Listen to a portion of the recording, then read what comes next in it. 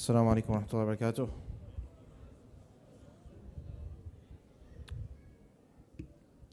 بسم الله الرحمن الرحيم. الحمد لله رب العالمين. صلى الله وسلم وبارك على سيدنا ونبينا محمد وعلى آله وصحبه أجمعين.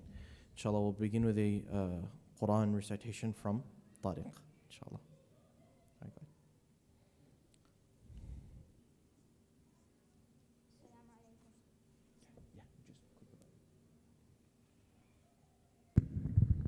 السلام عليكم. أعوذ بالله من الشيطان الرجيم.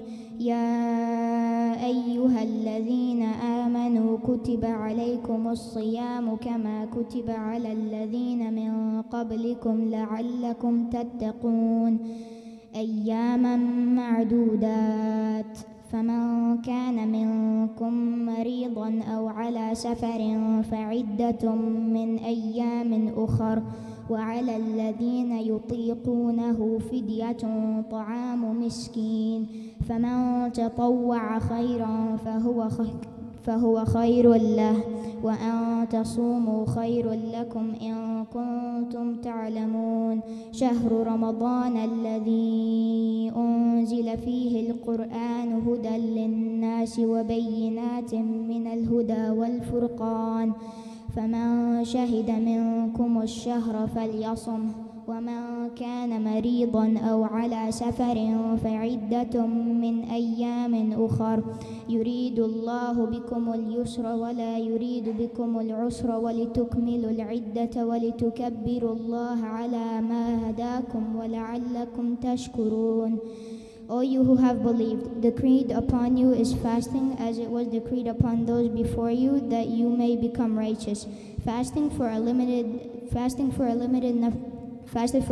number of days. So whoever among you is ill or on a journey during them, then an equal number of days are to be made up. And upon those who are able to fast, but with hardship, a ransom as substitute of feeding a poor person each day. And whoever volunteers excess, it is better for him. But to fast is best for you if you only knew.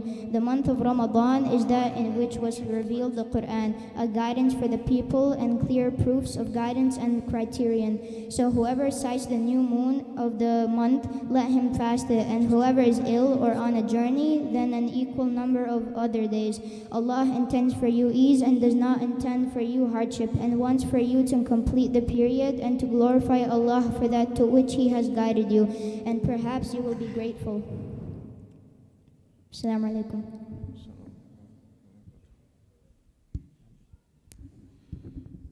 Bismillah ar-Rahman ar-Rahim. MashaAllah. Beautiful tilawa and MashaAllah, very relative verses to our session, MashaAllah. So, Alhamdulillah, we are here today to study the fiqh of fasting. And we're having some technical difficulties, but hopefully we can solve the slides issue. While we're figuring that out, just a few important disclaimers or things to keep in mind. First thing is that the nature of this topic is that it's different from the other lectures. And that's important for two reasons. One, what we mean by fiqh, it's very important to understand what you mean by fiqh. But fiqh is also very important. And I'll tell you why it's important. If someone comes in here right now they come in here, and they don't make wudu. They don't have an excuse, they didn't do tayammum, nothing, but they just don't make wudu. And they stand here praying till Fajr. Is their salah accepted? That's a pretty weak no. Is their salah accepted? No. Why is their salah not accepted? They had khushu', you can say they knew what they were reciting. They were standing very good, they read long qira'ah, they properly did every rukun, took time. Why was their salah? Because a technical aspect from fiqh related was missed. If that's missed, your whole act is invalid. So that salah, that person will have to repeat that salah, they'll have to make it up. Their isha and whatever they prayed else, it was good for nothing literally. And that sounds harsh, but the reason I'm saying that is it's important to know the fiqh, to know the legality. If you do not know the legality, you could be prepared for Ramadan, and Ramadan comes and goes, but guess what? You never end up fasting even one day technically. That's one reason. Second disclaimer is that for the other topics, we kind of zone in and zone out, right? Is that true? We sleep a little, right? Not deep sleep, but that's okay. I mean, well, kind of it's okay, I guess. But the point is that it works, because if it's a spiritual topic, you can plug back in after 5 minutes. If you sleep today and 5 minutes are gone, you're lost. So paying attention is very important to follow along, because if you sleep through one thing, you wake up 2 minutes later from your mini nap, the caravan has moved on. Okay? So that's the second thing. Okay. One more thing, and that is the very obvious fact in the room, is that the reality is that when it comes to fiqh issues, when it comes to technical issues, we find that there are differences of opinions. This is a very real topic. I won't brush it away. I'm not going to just ignore it. It's a very true and real concern. In today's presentation, I will try to cover all of the valid legal opinions that the scholars today, or the majority of the scholars today, hold. And I'll mention the differences of opinion there. But this is not something to be scared of, or something to be in doubt, or something to be, it's very, very simple. The basics and fundamentals are agreed upon. Nobody says that fasting in Ramadan is 35 days. There's no difference of opinion over that. There is an agreement that fasting is either 29 or 30 days.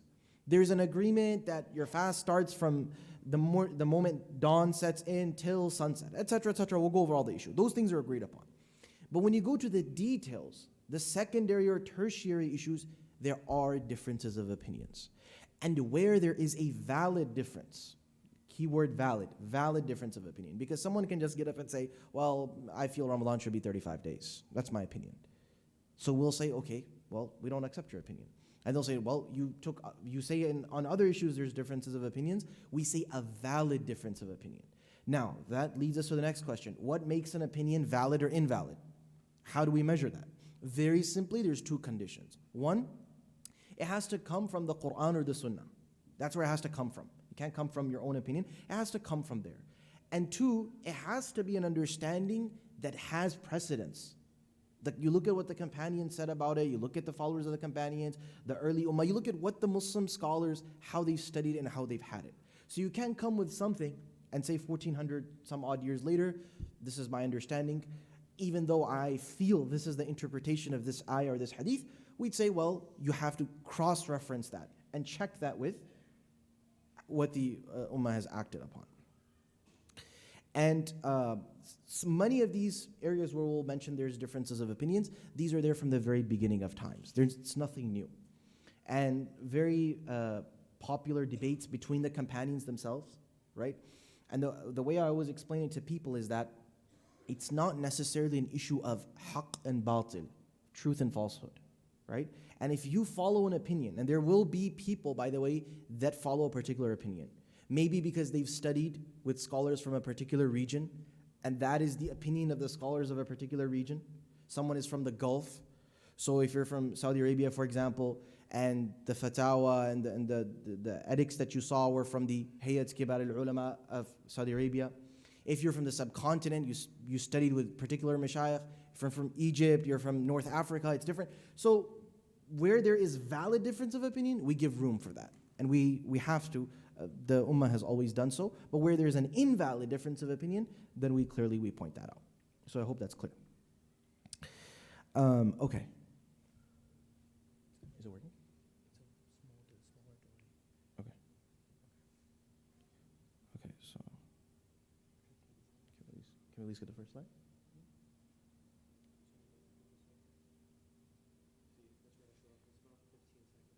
Okay. So the first thing we'll start with is terminology, right? Let's see if hope it pops up sometime. Terminology is very important. What do we mean by terminology? There's certain terms that are going to be used we have to be familiar with, otherwise we'll be lost in the discussion. Okay, so good. We have some of them here. Okay, So if you look here to the screen, you see, for example, first you'll see the Islamic date. What do we mean by the Islamic date? When we say it's Ramadan the 4th, what do we mean by that? When does that begin and when does that end? For a normal date to begin, it begins when? Technically speaking, in our regular Gregorian calendar. When does it begin? After 12 a.m. At exactly 12 a.m., it'll change from the 4th to the 5th as an example, right? So when we talk about an Islamic date from the Hijri calendar, from the lunar calendar, we mean after Maghrib. So once Maghrib comes in, the date changes. That's not midnight. And it lasts until the next Maghrib, the next sunset. So it goes sunset to sunset, not midnight to midnight. That's very important to know. Second thing is daylight hours. These are the fasting hours. This is also very important to know. What do we mean by daylight hours? We mean these are the hours that you have to fast. And they are from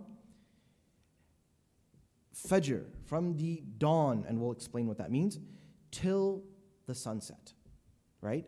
That is your fasting period. So that's what we'll call that daylight hours, right? Then you have the night hours, okay? By night hours, what do we mean? We mean sunset to dawn, okay? We mean sunset to dawn. Those are the night hours. That's also very important to know. Then fidya, this is very important to know. What does fidya mean? Fidya is a payment. And we'll come to who needs to make this payment, when do you make it, when do you not need to make it. It's essentially a payment that you make because you are not fasting. But there's much more to that. It's not anyone that can do it. There's particular things you need to check off for that. Then there is a thing called kaffara. Kaffara can be loosely translated as an expiation. What is that? We'll come to that. But that is essentially a penalty, if you like, an expiation that you have to do if you end up engaging in certain acts. Okay. And then there's qada. Qada is very simply a makeup. So very simply, it's one day that you'll make up. That is qada.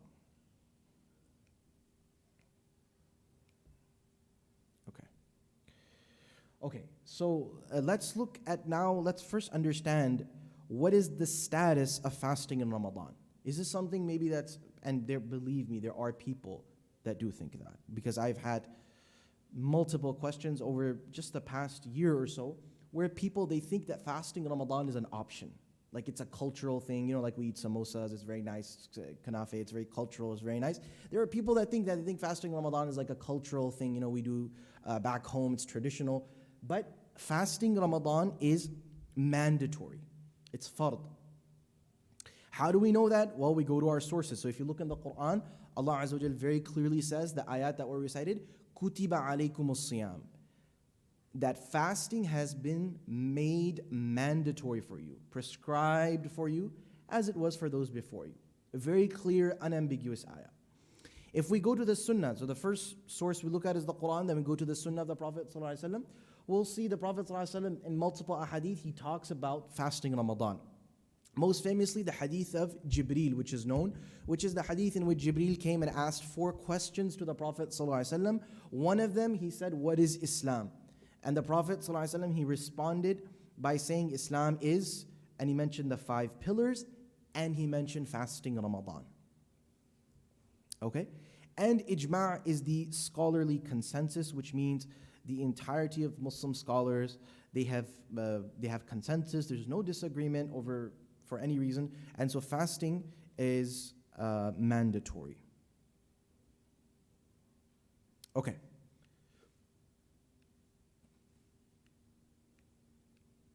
Now, when we talk about fasting, you'll see the word Sawm or Siyam is mentioned. That's essentially what we call fasting. What does that mean? What does Sawm or what does Siyam mean? Sawm or Siyam, linguistically, it actually means to abstain, to stay away from something. So when we say that this person is in a state of Siyam, we mean this person is abstaining from something. And that's why Allah Azza wa Jalla says about Maryam alayhi salam, that she said, Inni nadhartu lirrahmani sawma, that I have made a vow for a fast. And this fast of hers, she essentially was not speaking. That was her vow. So she was abstaining from speaking. That's the linguistic meaning, very briefly. What do we mean by it Islamically? Technically, what do we mean by fasting? We mean to abstain from things. And this is very particular, you want to follow along with it. To abstain from things that nullify the fast during daylight hours. What did we say daylight hours were? Somebody? Anybody? Dawn to sunset. During daylight hours, with an intention of ibadah. With an intention of ibadah. Why is this important? We'll break it down to show.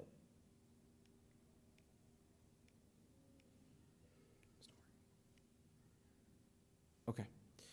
So, if we understand this definition, there's 3 parts to it. And those are essentially the integrals for fasting. Number 1, we said that refrain from things that nullify the fast. What are the things that nullify the fast? It's actually quite simple. There's eating, there's drinking, and there's sexual intercourse. And I have to be very explicit about this because it is technical, and inshallah there's no haya in our deen, so we have to be very, very explicit. We have to know what specifically breaks our fast. Then we said it has to be between dawn and sunset. And the third thing is there has to be an intention. So these are 3 integrals. If you can get these 3 straight, your fast is accepted. Very simple.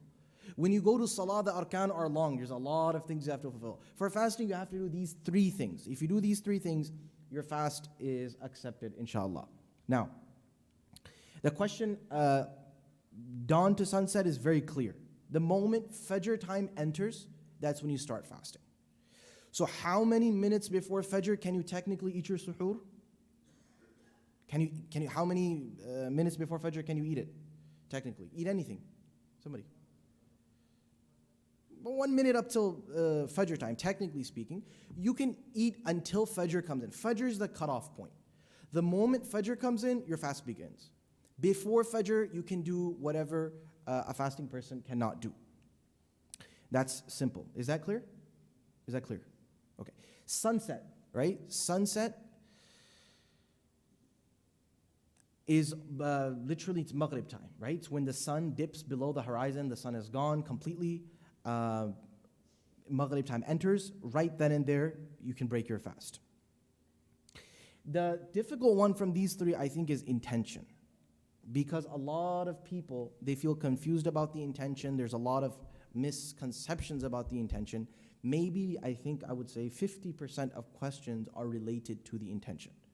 But the reality is, the intention is not a complicated scenario. There's nothing complicated about the intention. And if you're asking about it, you probably don't have to worry about it. As a matter of fact, the vast majority of people, you do not have to worry about your intention. So, question number 1 about intention. Do you have to verbalize your intention? Do you have to say it? The answer is no. You do not have to say anything. What do you actually have to do? An intention is a determination in your heart. I'm going to do this. That's it. That's your intention. Do you have to think it? Like in my mind, something says, I am going to fast. Do you have to think it? Do you have to think it? Somebody? No, you don't have to think it. You have to sit there and play, I have to fast, I am going to fast. No, you don't have to do that. Do you have to say it? No, you don't have to say it. What do you have to do? You just have to know. And 99.9% of the time, we know. There's never a time we don't know. If somebody, I'll tell you how you can measure that. If I ask you right now, are you fasting tomorrow? Are you fasting tomorrow? Are you fasting on the first of Ramadan? Yes. You're not going to say no. As a matter of fact, you'll be like, of course. Why are you even asking me that? That means the intention is there. The fuqaha will mention, if you made suhoor, if you woke up for suhoor, your intention is there. Why are you up for suhoor? Why are you up for suhoor? You're there to fast. If after Taraweeh, you needed to make some coffee or chai or something, and guess what? You headed down to Walmart quickly, you need to grab some milk, what does that show? You have an intention. Because why are you grabbing milk? Because you need to make coffee for suhoor. Why are you making suhoor? Because you need to fast. If you put an alarm on your phone to wake up for suhoor, these are all signs to show that you have an intention. So then why do we hear this thing about verbalizing it? This is also important to understand because some scholars will say you should verbalize it. The answer is that people, when they're really, really confused about something, for some people they actually have to end up verbalizing it because they just can't get it out of their head. So they'll say that, oh, you know, it was suhoor time, and I was thinking, and for some reason I thought it's 2021, not 2023. So is my fast counted because my intention was for 2021? Now you tell them, no, your intention was not for 2021. Just because you thought of 2021, you're fasting on this coming day. This is your intention. But in order to help them through that, they say, okay, just say it. So just tell everyone in the morning, I am going to fast today. Does everybody know that? It's very clear, I'm going to fast.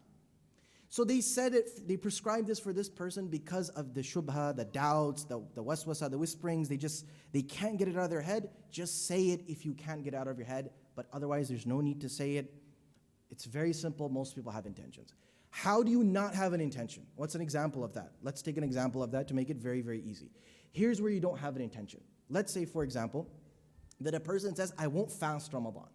I just don't want to fast, right? Astaghfirullah. It's a major sin, obviously. You're denying to fast without assuming you have no valid reason.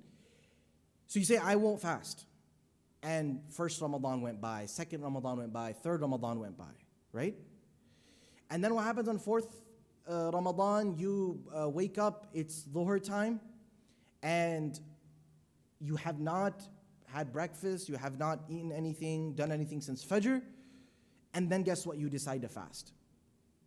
Is this person's fast accepted? Is this person's fast accepted? No. Why is it not accepted? Why is it not accepted? The intention, so this is an example of someone who had no idea that they would fast. They're not fasting. They never fasted the first, second, third. They don't want to fast. They don't care about fasting. But randomly, they woke up one day, random Dhuhr time, and they said, I'm going to fast today. So we'll say, no, you can stay, the rest of the day you cannot eat, for example, but you'll have to repeat this day. This day is not accepted because this was an example of no intention. Another example is someone who is completely, for example, you can say they are drunk.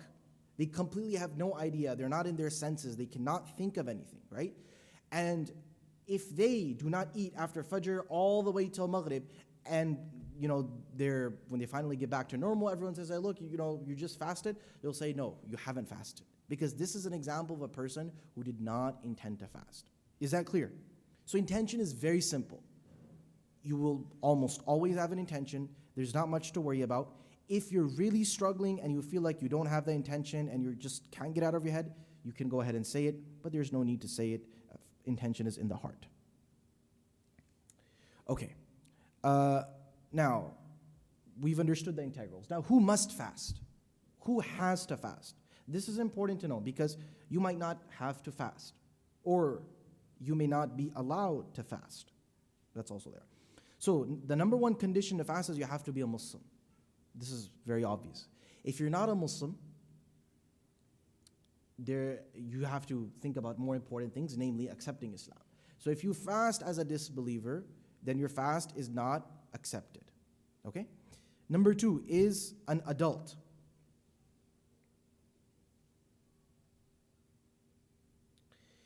An adult. This is, so what we mean by an adult in Islamic terms, we don't mean that you're 18 or you're 21. We mean that this is someone who has reached the age of puberty. Very simple. How do you know if you reach the age of puberty? Well, one example of that is if you've had a nocturnal emission, which is a wet dream. The medical term is a nocturnal emission. Or for girls, their monthly menstrual cycle has begun. That means that they are now adults in the eyes of Islam. And all of the rules that kick in for adults, they kick in at that time. That can happen when you're 11, it can happen when you're 12, when you're 13, it can happen when you're 14. And for some people, they actually won't exhibit any signs of puberty and they've reached the age of 15. Here the scholars almost agree that if you've reached the age of 15 and none of the signs of puberty show, you are now considered an adult. So this is important to know, because when you become baligh, as they say, when you reach the age of bulugh, which is puberty, you now have to pray. You now have to fast. Okay? Now, the question is then, what about children? Should they fast? If they're able to, usually older children, they're able to, it's good to encourage them to fast. For younger children, it's even good to have them fast, and take a little break, a little Iftar 1 and then Iftar 2, Iftar 3, just to get them in the habit of fasting, right? Because this is not an actual formal ibadah or something of that sort. This is just a way to encourage them, right? They'll look fast as much as you can, but you can take a little break in order to get them used to it, so that when they do reach the age where they have to actually fast, it's not too difficult for them. So definitely that's something to think of. So Muslim and adult. 3, you have to be mentally sane. If you are mentally insane, right, obviously you are not in the right faculties, you don't understand what is fasting, you don't understand what is time, or necessarily what is dawn, what is sunset, what I can't do, what I can do. Obviously Allah Azza wa Jal, He does not enforce people to do things if they're unable to. لا يكلف الله نفسا إلا وسعها. In that case, you are not obligated to fast. Number 4 is you have to be healthy, meaning you have to be physically capable. Physically capable. Okay? So someone who is sick, then they do not have to fast. How can you tell if you're sick? There's kind of 2 markers to that. Firstly, runny nose. Yeah, that's a good one. But to make it more general, if you fast, your sickness will get worse. If you fast, your sickness will get worse. Or B, your cure, meaning your ability to recover, will be delayed. If you can meet these 2 marks, you are considered sick. Very clear in the Quran, فَمَنْ كَانَ مِنْكُمْ مَرِيضًا أَوْ عَلَى سَفَرٍ فَعِدَّةٌ مِّنْ أَيَّامٍ أُخَرٍ. You'll have to make that up. Now, sick people are also of 2 categories. We'll come to that, and we'll explain that part as well. Now, how do you determine if you are sick or not? These are 2 things. How should you ideally know these 2 things? How do you know if my ability to recover will be delayed or my ailment will get worse? You need to speak to your physician. Ideally, a Muslim physician. Why do we say Muslim? Is it because we discriminate against non-Muslim doctors? No, that's not why. The reason we say a Muslim is because a Muslim will know practically how fasting works, and they would have gone through it, so they're familiar with the concept. Someone who does not fast, they, maybe even by hearing about fasting, they'd say, no, don't do that, it's a bad idea, because they don't know that we do have the capability to fast like that. So you want to speak to a Muslim physician, someone who's familiar with fasting, they can advise you if you should be fasting or not. Number 5 is a resident. So if you're a traveler, you took a flight here, you're going to New York, you do not have to fast for the period of your travel. You'll make that up later. Number 6 is for women, they have to be free from being in a state of their menstrual cycle or postnatal bleeding. If they are in that state, then they cannot fast, and they will make those fasts up later. More on that to come. Okay, recommended acts, sunan. So those are who has to fast. What are some recommended acts that you should do? We already covered what you have to do. We said 3 very simple things. Recommended acts are sunan, which are sunnahs of the Prophet ﷺ. These are things that the Prophet ﷺ encouraged us to do. And they are, namely, number 1, to have your suhoor. To have your suhoor. And to actually delay the suhoor till sometime before Fajr, right? And the Prophet ﷺ, he said, تَسَحَّرُوا فَإِنَّ فِي السُّحُورِ بَرَكَةً, in the hadith of Abu Dawood, that make your suhoor because suhoor has great barakah in it. So it's hard to wake up for suhoor sometimes. You're tired, you want that sleep, but you should definitely try and wake up, even if it is for just a sip of water. Try to have the suhoor. That is a very emphasized sunnah that the Prophet ﷺ encouraged us. Number 2 is iftar. Iftar. So you want to hasten the iftar. So you want to have the iftar as soon as it's maghrib time. So if someone says it's maghrib time and we should wait another half hour, what do you say? What do you say? Should we wait another half hour? But we'll get more reward, won't we? No, we won't get more reward. Because when Allah says you can't eat, we don't eat. When Allah says you're allowed to eat, you eat. So to show your servitude to Allah, immediately you do your iftar. Also, along with your iftar, try to make dua. It's a very blessed time. The dua of the fasting person is one that is not rejected. So it's encouraged, use that time to make dua. Number 3 is to feed others. So this is both for poor people, non-poor people. It's a good thing to feed others. This is, people think you have to have like a 5-course meal at home and whole thing. You don't have to do that. If you don't have the time, ability, energy to do that, it can be as simple as giving a date, right? The hadith even mentions an example of someone asking about a part of a date, right? So if you can give just some dates to someone, some simple food you've made you'd like to share with them, go ahead. You'd like to even send some dates, go ahead. There's great reward. The Prophet said, sallallahu alaihi wasallam, man fattara sa'iman, the person that facilitates the iftar of someone, they'll get the reward of their fast, meaning the person you're hosting, along with that, and obviously their reward won't be diminished. Number 4 is to make ghusl if you need to, meaning if you're in a state of major impurity at Fajr time. You don't have to. This is a very common question. If you were intimate with your spouse, you do not have to make your ghusl. You do not have to make your ghusl before Fajr time kicks in, but it's recommended to do so. You don't have to. You can do it even slightly after that. Number 5 is 5 and 6 are very generic. You can add a lot of things in here. 5 is to refrain. So you want to refrain from all types of sins. Backbiting, lying, cheating, swearing, all things that you can think of that are bad, you want to stay away from them. Now someone can say, well, shouldn't you be doing that anyways? Shouldn't you be doing that anyways? What do you all say? Then why would we say it's a recommended act?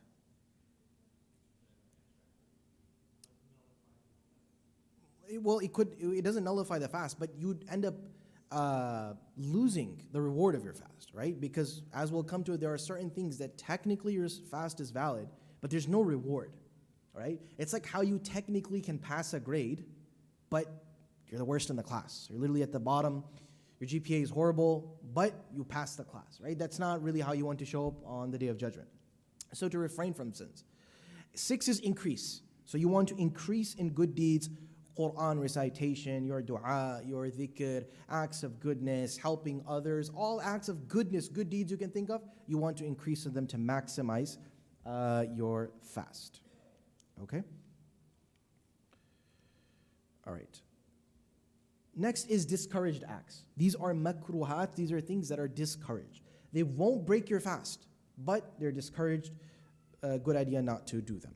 Number 1 is to chew or taste something. So if you're chewing on something like the bottle cap, your pen, your nails, which is not a good idea anyways, but if you're doing anything of that sort and you're not swallowing them, you're just chewing on it, so your fast does not break by something entering your mouth. It breaks when it passes through your throat, it goes down. That's what breaks your fast. So if you're chewing on something, will it break your fast? No.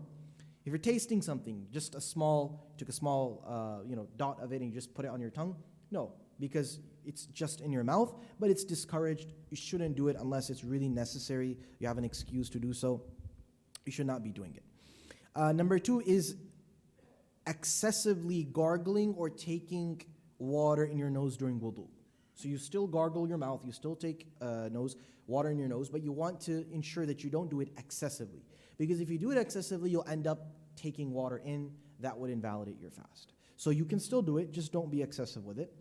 That's number 2. Number 3 is intense intimacy. So intimacy which can lead you to end up being in a position where you engage in intercourse with your spouse, you want to avoid that type of intimacy, right? And especially every person knows themselves. You kind of have to judge and see what works for you, what doesn't work for you. You want to avoid that. Number 4 are sins. So obviously we said you have to refrain from sins, but here if you are sinning while you're fasting, it's discouraged and disliked. You're going to lose a lot, if not almost all of your reward if you constantly sin while you are fasting. 5 and 6 are the 2 ones that if you can't remember anything else, remember 5 and 6. 5 is weakening, so anything that weakens your ability to fast. So let's say that, is it a good idea to wake up in Ramadan and run a 10-mile marathon? No. Somebody says, why is it going to break my fast? No. Why is it discouraged? Because probably if you run 10 miles, by the time you get back, you won't be able to keep your fast, right? You'll be dehydrated or something of that sort. You'll need water. You have to break your fast. So avoid anything that weakens you to the point where you have to break your fast. Obviously, this is unnecessary that we're talking about, unnecessary things. Number 6 is anything that becomes close to breaking your fast. Anything that's close to breaking your fast. So even if you look at 1 or 2, these are things that you're right on the border, right? If you're gargling and you're just taking water and you're like, okay, it won't go down, well, you keep doing that, it will go down eventually. So you want to stay away from things that will put you right on the border, right? Like you're chewing something, you're chewing it, and then boom, you swallow it. So you want to don't put yourself in a situation where you're right on the border and then you end up breaking your fast. Okay, now the actual things, nullifiers. These are things that actually break your fast. If you engage in these things, your fast is broken. And we can divide them up into 2 major categories. The first is what you can call qada, but there is no kafara. Who remembers what qada is? We did this at the very beginning. Qada is a makeup day. It's simply that you redo that day, right? Very simple. And kafara is, the way kafara works is essentially you have to free a slave. If you can't free a slave, you have to fast 60 continuous days. Siyamu shahrayni mutatabi'ain. 2 continuous months you have to fast, right? And then you have to make up that fast too. So what are the situations for that? Let's start with the tougher one, qada and kafara. So you're looking at 61 days. You broke your fast one day, you're looking at 61 days. This is only in 2 scenarios, okay? And even out of these 2, only 1 is agreed upon. 1, the scholars differ amongst themselves, based off of reasons that are beyond what we can cover here, but they differ whether it'll happen or not. And these 2 are eating or drinking. This is differed upon whether it breaks, whether it causes a kafara or not. And the second is actually engaging in sexual intercourse. Now, the whole idea behind the qada and kafara is that you did this intentionally, knowingly, and without any excuse. So it's not that you were feeling bad, it's not that you were sick, it's not that you were traveling, it's not that you forgot. You did it only because you're like, I want to break my fast. And because of you disrespecting the sanctity of Ramadan, because there's no good reason for you to do it, you just did it for the sake of doing it, that's why you have this punishment. So you have to fast 60 days. And the 60 days have to be mutatabi'ain, they have to be back to back. So if you fasted 58 and then you forgot on the 59th day, what do? You restart, right? It has to be consecutive. Okay. The other 3 are qada but no kafara. So qada but no kafara means you just make up that one day. No 60 days, just that one day you have to make up. Summarizing it into 3 things, it's A, vomiting intentionally. If you intentionally vomit, you'll have to make that day up. 2 is any fast that you break due to a legitimate reason. So for example, you weren't feeling well, right? In the middle, you had a very bad headache, maybe a fever, you weren't feeling well, maybe you were dehydrated, maybe just generally your health is not doing well. All of a sudden something happened to you, maybe you fell, you got injured, something happened. Those are legitimate reasons. You only have to make up that day when you're able to. Number 3 is if you accidentally swallow something. Not forgetfully, accidentally. What's the difference between forgetfully and accidentally? Does anyone know? So forgetfully is that you forgot your fasting. That won't break your fast, we'll come to that. But what's accidentally?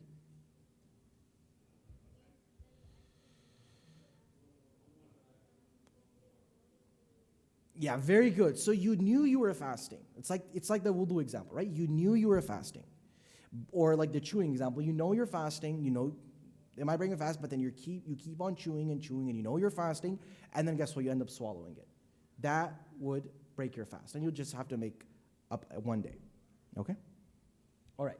Now exemptions, right? This is important. Who is exempt from fasting?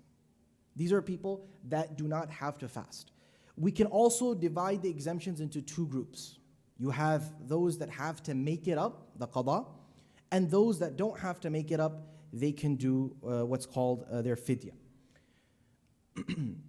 So let's start with fidya, right? Fidya is a payment, and its equivalent, very easy to remember, is the equivalency of your zakatul fitr. So what is zakatul fitr? What do you have to give for that? It's a bit complicated. There's different measurements of different staple food items, like wheat, like dates, like rice, things like that. To simplify it, you can make a monetary payment according to some scholars, and that's the most practical opinion for our times, is that it would be, you can estimate it at $8 a day, but it's estimated because the exact measurements, for example, 1 sa', which is a particular measurement, it's equal to maybe 5 or 6 pounds of wheat or barley or raisins or dates. You can go ahead and purchase that and give that for each day, or you can give that amount each day. So you can approximate that at $8, for example. It's an estimation. You can give more, but probably not less. It's a very low amount because obviously if you were to go and buy dates or rice, there's variance in quality, etc. So that's the minimum you want to give.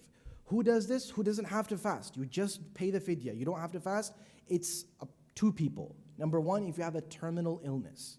So if you have an illness that is going to last, the doctors say this is with you forever, you can make this payment. You don't have to make up your fast, right? And this is an illness with which you cannot fast.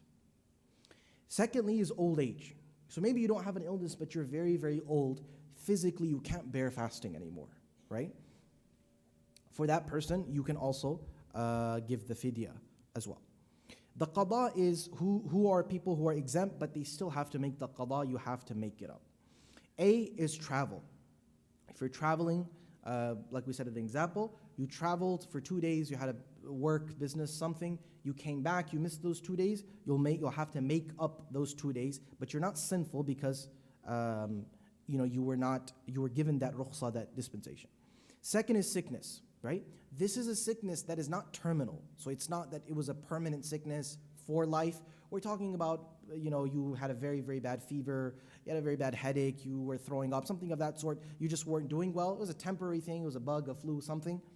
You're exempt, but you'll have to just do the qada. You'll have to make that up. You can't pay the fidya.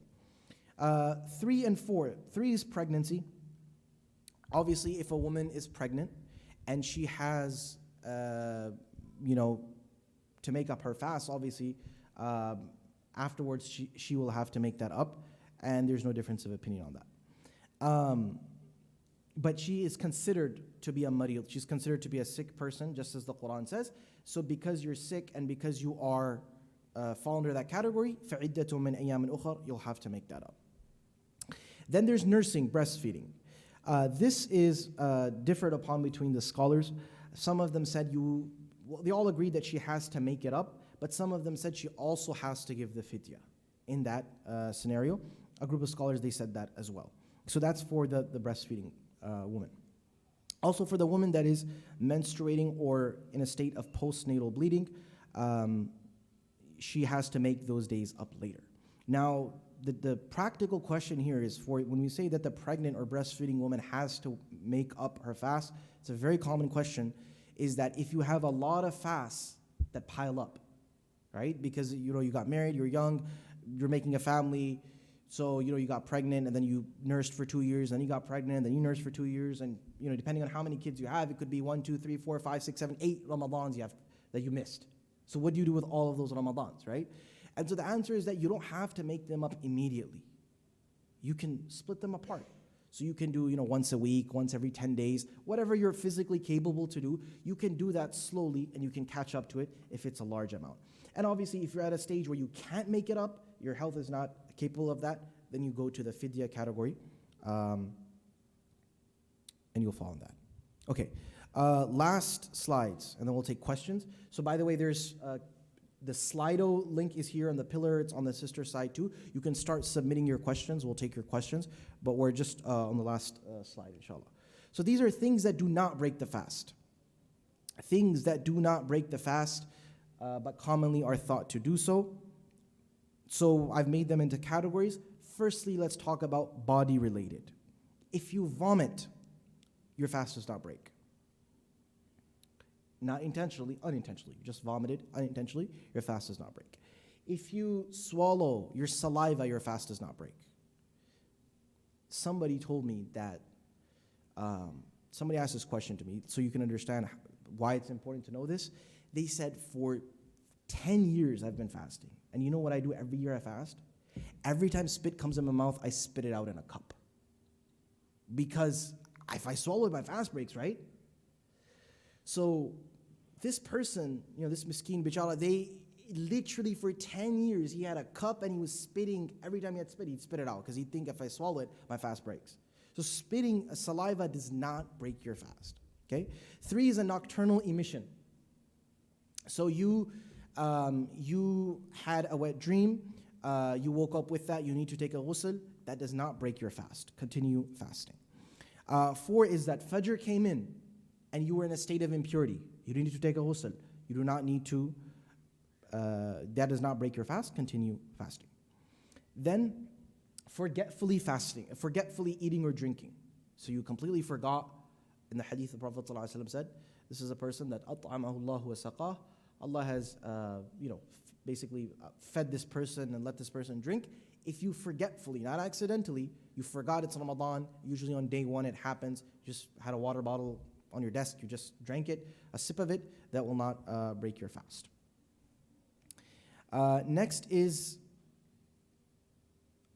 things that you apply. These are very common, they do not break your fast. Things like, for example, oil that you put on your body, on your hair, lotion, moisturizer, eyeliner, cologne, perfumes, anything you externally are applying on your body. It could be medicinal, it could be just for cosmetic purposes. That does not break your fast. Okay.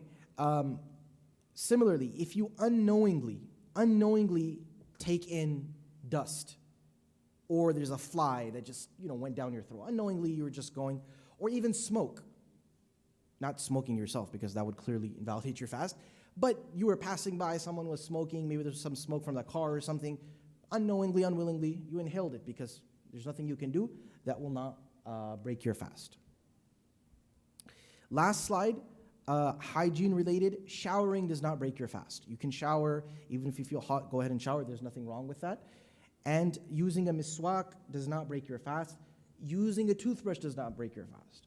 And using a toothpaste, which most people ask, it'll only break your fast if you end up swallowing it. So especially if it has flavoring, you think you might end up swallowing it, avoid it. But if you just take a very small amount, or you just, without the toothpaste, you just use a brush or a miswak, clean out your mouth, there's nothing wrong with that. Medicinal related, injections generally, and vaccinations, they do not break your fast. Ear drops, eye drops, insulin, these are things that do not break your fast. Obviously, if you have to take regular medicines, tablets, capsules, things like that, that does break your fast. And you can go back to the exempt people. There we discussed who has to make up and what they have to do. So that's everything here now. We'll give some time for Q&A. Inshallah, we'll give about 10 minutes for Q&A. Brother Salman, do we have the questions? Okay. So if not, you can go ahead and submit your questions. We'll take, try to take as many questions as we can, inshallah.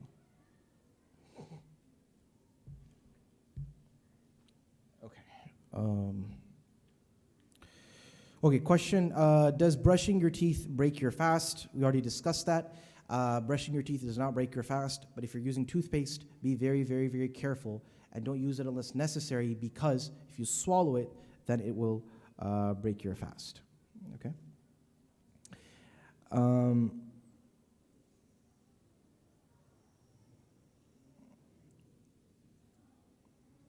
What about the steam that comes from a hot shower? If it's just natural steam that's coming about because of you taking a shower, there's nothing wrong with that. Can I use chapstick or Vaseline on my lips? Yes, you can, as long as you're not swallowing it.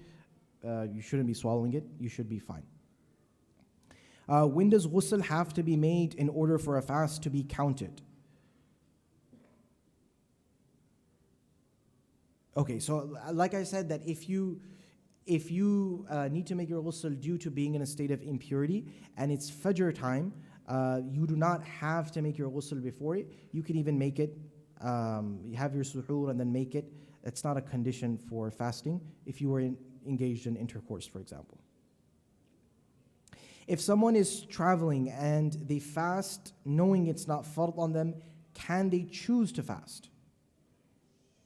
So this is a good question. This is something the scholars differ upon, right? Because the hadith of the Prophet ﷺ, لَيْسَ مِنَ الْبِرِّ الصِّيَامُ فِي السَّفَرِ, he said that it's not from righteousness to fast while you're traveling. But a group of scholars, they said, look, this means if it's going to be difficult for you, don't overburden yourself, right? But if it's very light and easy, you have a flight, an hour flight to Chicago, you're going to your hotel, there's nothing to really be that's strenuous, you can go ahead and fast, right? Now the scholars differ which is better to do, but I would argue that you should fast if it's easy, because most people find it very difficult to make it up later. Once Ramadan passes, it's very hard because not everyone's fasting, you forget, things happen. So if it's light and easy, go ahead, but if it's difficult, then take the dispensation, inshallah. Do asthma inhalers break the fast? This is a good question. So obviously this is a question that is been long debated, because the idea is that if you're taking something in and it's passing through your throat, it's going down, the idea is it should break your fast. But most recently, the OIC, for those that know the OIC, which is the UN's chapter for all the Muslim countries, they have a very good fiqh body called the Majma'ul Fiqh al-Islami, which is the International Islamic Fiqh Academy. Scholars from all Muslim countries, all 57 or 58 countries, they come together. They discuss these types of issues, and they had a long conference along with the Fiqh Medical Islamic Association of Kuwait. A lot of doctors, specialists, scholars, they sat together, and in their resolution, they came to the conclusion that it would not break your fast, assuming that when you're taking the inhaler, it actually does not reach your stomach, and it actually goes into your lungs, and so it would not break your fast. But some scholars, they are still more strict on that, but I think there's leeway in taking this opinion, inshallah ta'ala. So you can take an inhaler, inshallah. And obviously if you have a chronic issue, then you fall under, you're excused from fast, you can make it up later. Would shaking hands with the opposite gender break one's fast? Technically, no. We said technically things that are going in usually, those are things that are breaking your fast. But obviously you should not be doing that. And generally speaking, that would be sinful.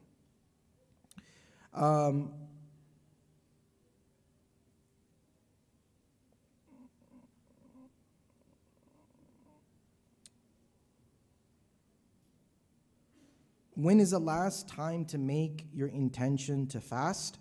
The vast majority of scholars and the three schools, they said that it has to be in the nighttime, and the Hanafi school, they allowed it to go into the midday point as well. I would take the more cautious opinion. Ensure that your intention is there in the nighttime. You want to start your fast with that thing. That's the opinion of the majority. However, as I said, this is just even this debate of when you can have your intention till. Usually there's no need for this debate because you have your intention, unless it's a very unique situation.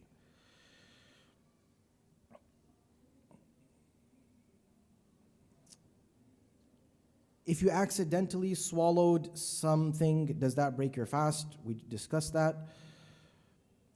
What about medicines that you take during the nighttime? That's perfectly fine. During the nighttime after Maghrib till Fajr, you can eat, drink, take medicines. Nothing is wrong with that. Do you have to make up all fasts missed while pregnant and pay fidya, or is it one or the other? So as I explained, for your while you're in a state of pregnancy, you have to make up the days. If the fast missed due to nursing, due to breastfeeding, you have two camps of scholars. One says that you can just do the qada. Other says no, you have to do the qada and make the payment. I go with the opinion that the qada should suffice.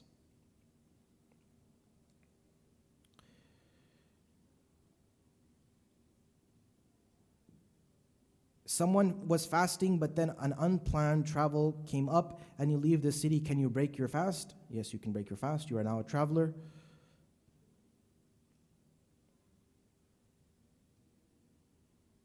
If you want to make up a fast, not during Ramadan, so this is a qada, and you sleep with the intention to fast, but you wake up and you are unable to fast, can you break it? Yes, you can break it if you're unable to fast, to bear the fast. Obviously, you are, and what we mean by that, again, it's not that you just find it difficult, because every type of fasting will be difficult, but you're physically unable to bear due to your sickness or your health condition. That is what we mean by that.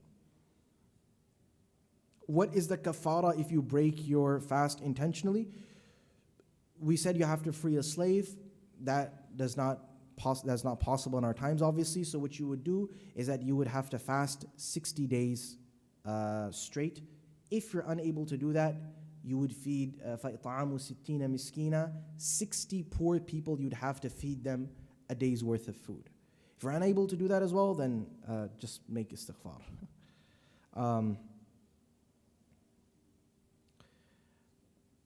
Do the qada fasts that you missed need to be consecutive? No, they do not need to be consecutive. I'm confused about when do I stop eating. Is it the Fajr adhan or the Fajr time? This is a good question. A lot of people are confused that do I wait for the adhan or do I stop at Fajr time? The timing of fast is dawn. It's the Fajr time. It's not the time of the adhan. And many times the adhan is not given at Fajr time, it's given later. So for example, usually in our masjid, Fajr adhan is like 15 minutes before Iqamah. So someone did not come and someone's sitting in the masjid, no one gave the adhan, and if you think you can keep eating, it doesn't work like that. The time to end eating is the time of Fajr. If someone gives an adhan at that time, which in many places they do, that's good, you can use that as a tracker. If that's not the habit, then you look for the Fajr time.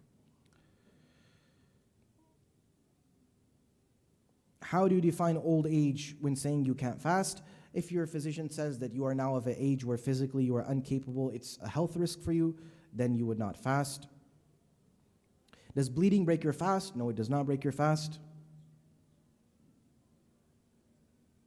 If you are unable to wake up for suhoor and you wake up and it's past Fajr time, can you make quick suhoor? No, you cannot.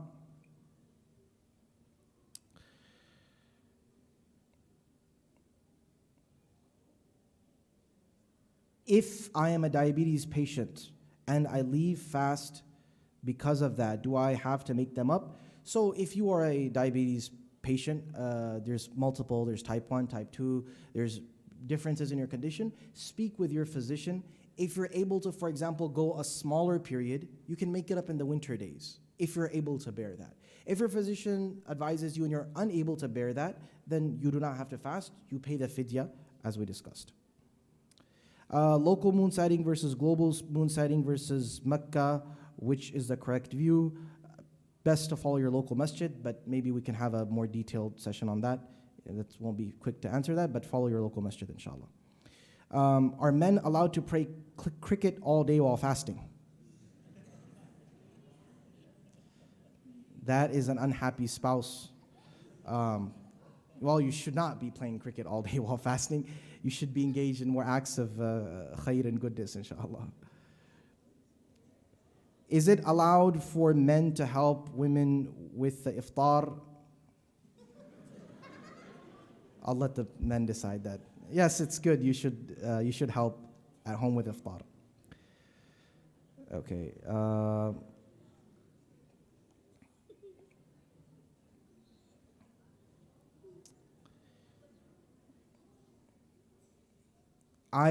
If you are using the miswak and you end up swallowing the saliva, forgetting that the miswak is there. So if you just did your miswak and you're not actually eating the miswak, you just did it, and obviously some small particles will mix with your saliva, that's fine, there's nothing wrong with that. You're not eating it.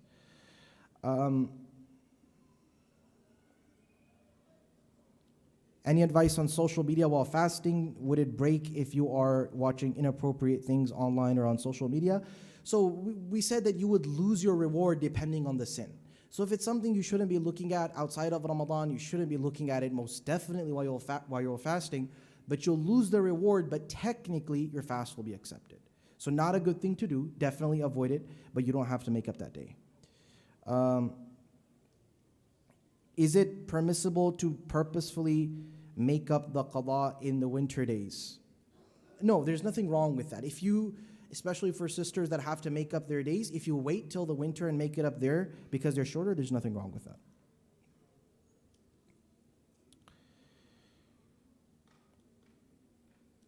What are some important examples of qada and kafara? Really, the qada and kafara is when you purposefully, intentionally.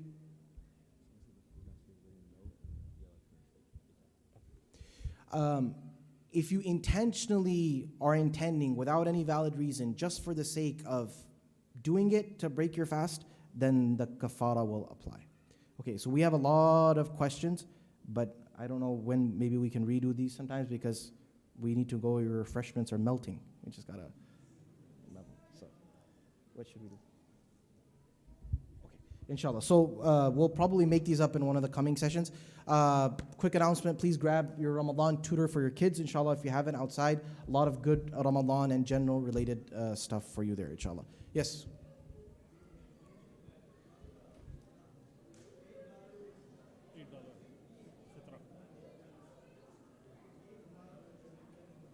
$8 for the? $8 fitra for our masjid. $8, yes. Zakatul fitr is $8 is the recommended amount, yes. For our masjid, correct, yes. Estimated amount, correct.